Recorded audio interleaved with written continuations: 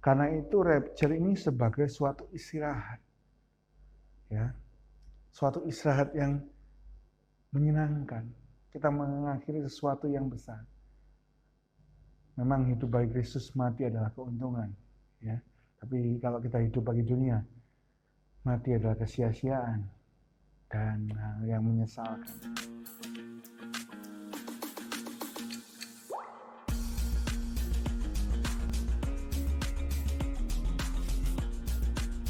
Shalom Bapak Saudara, puji Tuhan kita bertemu kembali dalam Sola Gratia, Sekolah Gratis Teologia.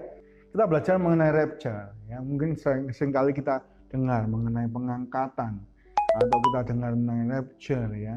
Yaitu satu keadaan di mana akan datang, Tuhan akan mengambil atau menyelamatkan umatnya. Pengangkatan adalah suatu peristiwa nyata yang terjadi, di mana gereja atau orang percaya akan diangkat, menyongsong Yesus Kristus Tuhan kita di angkasa, dan selanjutnya prosesi bersama-sama dengan Dia masuk surga. Yohanes 14 ayat 3, 1 Tesalonika 4 ayat 17.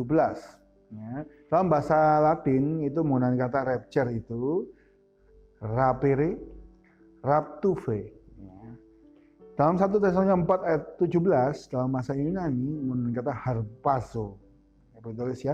Harpazo, harpazo. Ya. Ada terkait dengan alaso, yaitu diubah. 1 Korintus 15 ayat 51 dan 52. Jadi harpazo itu adalah pengangkatan, juga ada kaitannya dengan alaso, diubahkan. Jadi ketika kita diangkat, itu kita diubahkan dalam sekejap mata.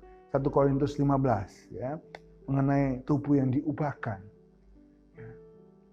Jadi itu sekejap mata langsung ikut Tuhan. Jadi bukan kayak terbang di langit-langit kayak Superman ya. Bukan, tapi sekejap mata. Kita menyongsong Tuhan di awan-awan. Nah, kata harpazo sendiri dalam Perjanjian Baru itu memiliki banyak makna ya. Banyak arti dalam terjemahan baru.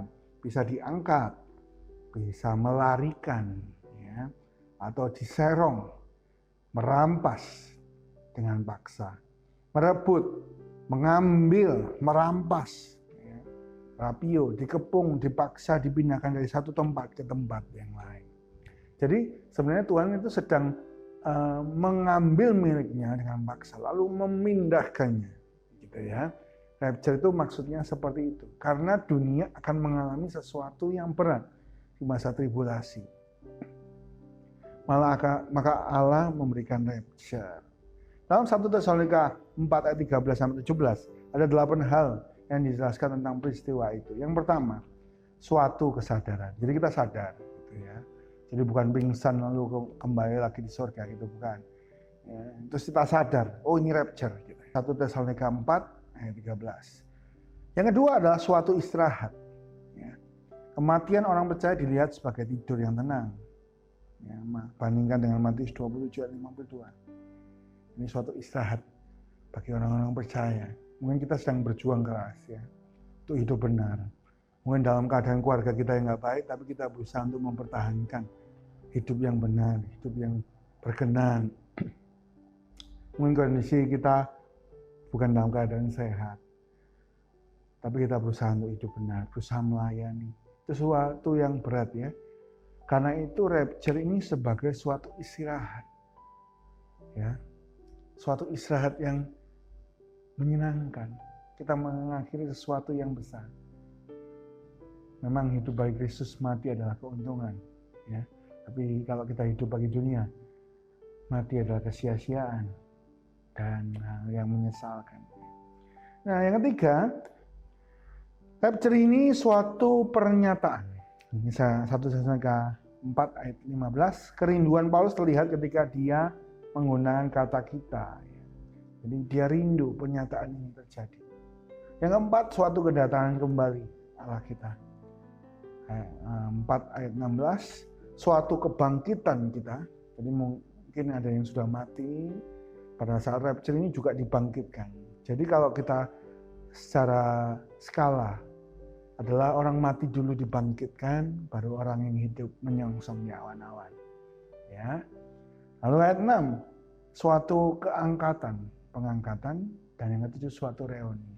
Jadi bayangkan bahwa kita ini memiliki keluarga yang sudah meninggal, dikuburkan, mereka sedang istirahat. Dan waktu rapture mereka duluan diangkat. Dan kita pun diangkat, reuni, ketemu orang yang kita kasihi, ya. Orang yang kita cintai. Wah, saat itu saat yang berbahagia, ya. Karena itu masa depan orang percaya itu bukan masa depan yang menakutkan. Karena itu jangan sampai takut belajar mengenai akhir zaman. Banyak orang anti belajar akhir zaman, ya. Aduh, takut ya tentang materai, tentang sangkakala. Wah, dunia ini hancur. Nah, kalau orang percaya, kita tahu dunia ini bukan rumah kita. Rumah kita, keluargaan kita adalah dalam kerajaan surga, di tempat yang mulia. Karena itu kita nggak takut, ya, ketika dunia ini dihancurkan. Karena itu firman Tuhan dengan benar. Jangan tempelkan hati kita di sini. Jangan taruh harta kita di sini, di dunia yang cuma lewat. Tapi biarlah hati kita menjadi miliknya Tuhan. Saat itu saat yang paling bahagia. Bayangkan kita reuni waktu pengangkatan bersama orang yang kita cintai, ketemu Tuhan yang kita kasih, yang kita layani selama ini. Rapture itu hari yang berbahagia. Wow. Saya berdoa Bapak Saudara, mungkin kita nggak dalam kesempatan ini, dalam kesempatan hidup, kesempatan umur saya, mungkin kita nggak pernah bisa bertemu, gitu ya. Kan terbatas. Mungkin beda ruangan, beda jarak, beda pulau, beda negara. Pak bisa mungkin bisa berinteraksi dengan saya hanya lewat YouTube, ya, di komen, mungkin di DM Instagram. Tapi saat itu kita reuni, kita ketemu saat pengangkatan yang mulia. Wow, luar biasa. Maka itu ayo kita belajar mengasihi Tuhan seumur hidup kita setia, ya. Salah satunya hari ini kita belajar lewat Sola Gratia, mengasihi Tuhan dengan akal budi. Puji Tuhan, Bapak Ibu Saudara, mari sama-sama kita tutup video hari ini dengan berdoa. Saya berdoa apa yang disampaikan hari ini bukan lewat lalu, tapi boleh berdampak dan mengubahkan, menambah pengetahuan, dan biar kita boleh mengasihi Tuhan dengan apa yang kita punya. Hati, jiwa, akal budi, dan kekuatan. Mari kita berdoa. Terima kasih Tuhan buat hari yang baik. Kami boleh sama-sama mendengar. Kami percaya ini bukan kebetulan. Entah waktu apapun ini kami menonton atau kami mendengar, kami tahu Tuhan sedang berbicara kepada kami dengan caramu. Dan biarlah Roh Kudus terjemahkan lebih sederhana daripada yang hamba-Mu bisa, sehingga kami lebih mengerti dan melakukan dalam hidup kami, mengubahkan hidup kami. Dan biarlah nama-Mu dipermuliakan. Berkati semua yang telah mendengar, tumbuh-tumbuhkan iman mereka, iman yang mati dibangkitkan, yang sakit disembuhkan, rohani yang sakit dengan banyak dosa dilepaskan, dan hidup kami semakin serupa dan mengasihi-Mu. Terima kasih Tuhan. Kami bersyukur pertemuan kami dalam kesempatan berikutnya dengan waktu daripada Tuhan dan semangat untuk terus belajar. Di dalam nama Tuhan Yesus kami berdoa, ucap syukur, haleluya. Amin.